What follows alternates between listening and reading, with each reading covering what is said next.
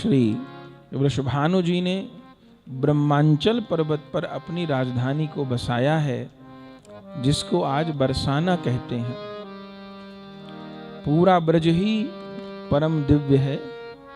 पर्वत से, वनों से, कुंडों से, सरोवर से परिपूर्ण है। लेकिन 3 पर्वत ब्रज में अति मुख्य हैं, जिनमें नंदगांव के नंदीश्वर पर्वत, जिस पर्वत पर नंदगांव बसे हैं, उस पर्वत का नाम नंदीश्वर है। और वो पर्वत साक्षात शंकर जी हैं। शंकर जी ने, ब्रह्मा जी ने तप किया कि हमको ब्रजवास प्राप्त हो, तब शंकर जी ही नंदीश्वर पर्वत के रूप में विराजे और उसी पर्वत पर नंद बाबा ने राजधानी बनाई है। उद्देश्य यही था भोले बाबा का कि मेरे ऊपर प्रभु के चरण पड़े। तो सुंदर रूप में भगवान पधारे। नंद बाबा ने नंदगांव को अपना निजी निवास बनाया और वृषभानु बाबा ने ब्रह्मांचल पर्वत को, ये ब्रह्मांचल पर्वत साक्षात ब्रह्मा जी का स्वरूप है। आप जाएं बरसाना दर्शन करने तो वहां पर 4 गढ़ के 4 शिखर के दर्शन होते हैं। उन चारों का दर्शन करे तभी बरसाना दर्शन पूर्ण हुआ। वे 4 शिखर कौन से हैं, कौन हैं? वे 4 शिखर ब्रह्मा जी के 4 मुख हैं। कौन कौन? दानगढ़, मानगढ़, भानगढ़ और बिलासगढ़। ये 4 गढ़ मानो ब्रह्मा जी के 4 मुख हैं। ब्रह्मांचल पर्वत ब्रह्मा जी का स्वरूप है। जिस शिखर पर मंदिर है उसका नाम है भानगढ़। जहां दान लीला हुई उसका नाम है दानगढ़। जहां मान लीला हुई उसका नाम है मानगढ़। मान बिहारी का दर्शन होता है वहां। और तीसरे हैं बिलासगढ़, जहां निकुंज लीला संपादित हुई, उस गढ़ का नाम है बिलासगढ़। तो इन 4 गढ़ में श्री बरसाना धाम विराजते हैं। ये ब्रह्मा जी का स्वरूप है। ब्रह्मा जी ब्रह्मांचल पर्वत के रूप में ब्रजवास करते हैं, श्री जी के चरणों का आश्रय लिए हैं और जागृत हैं। बड़ी बड़ी घटनाएं आज भी घटित होती हैं। कुछ वर्ष पहले की बात है, पंजाब से एक मैया आई बरसाना और परिक्रमा की, बरसाने की उसने, और परिक्रमा से गहवर वन से एक पर्वत की छोटी सी शिला उसने उठा ली। ब्रज से शिला लेके कभी नहीं आना है। रज ला सकते हैं, रज लाइए, रज का तिलक करिए।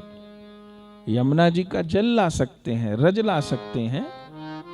कोई दल टूट के गिर गया है तो उसको ला सकते हैं, तोड़ के नहीं, टूट के गिर गया है अपने आप तो उसको ला सकते हैं, पर शिलाखंड को नहीं लाना।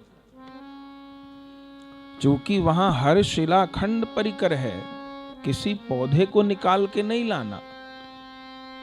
जो तुलसी जी प्रकट हुई हैं वृंदावन में, ब्रज में, उन हरी तुलसी को लेके नहीं आना। वे सब परिकर हैं। ब्रजवास छुटवाया नहीं जाता, ब्रजवास कराया जाता है। तो शिला के रूप में तो जन्म लिया है। अब कोई भी शिला है तो वो किसी ना किसी पर्वत की तो है। तो वो मैया आई, केवल गिरिराज जी के लिए ही ये बात नहीं है कि गिरिराज जी की शिला नहीं लानी, किसी भी पर्वत की नहीं लानी।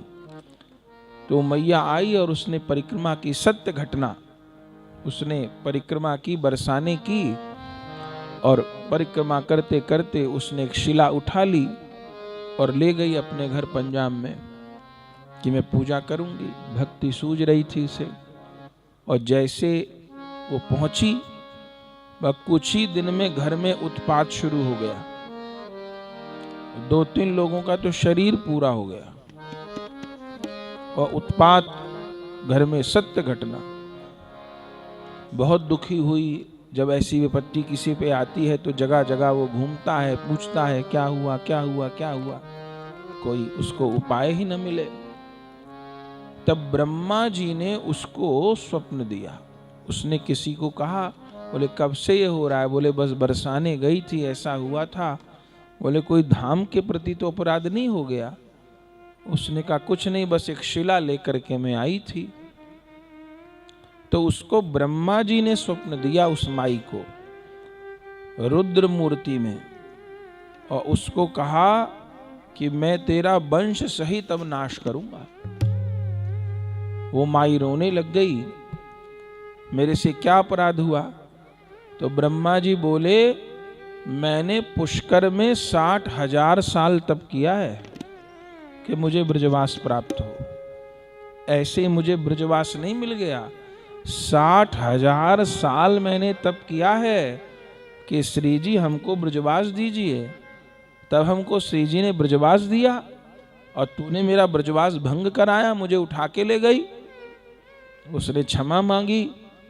ब्रह्मा जी उसको आज्ञा किए कि जैसे मुझे लाई है ऐसे वहां रख कर के आ, नहीं तो यही उत्पात होते रहेंगे तेरे घर में।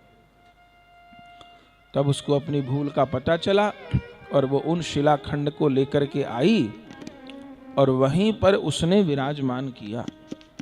बरसाने के संतों को ये बात बताई। परिक्रमा करी लेट करके, बरसाना धाम की रज में लोटपोट होकर के संतों का भंडारा किया। तब कुछ शांति हुई।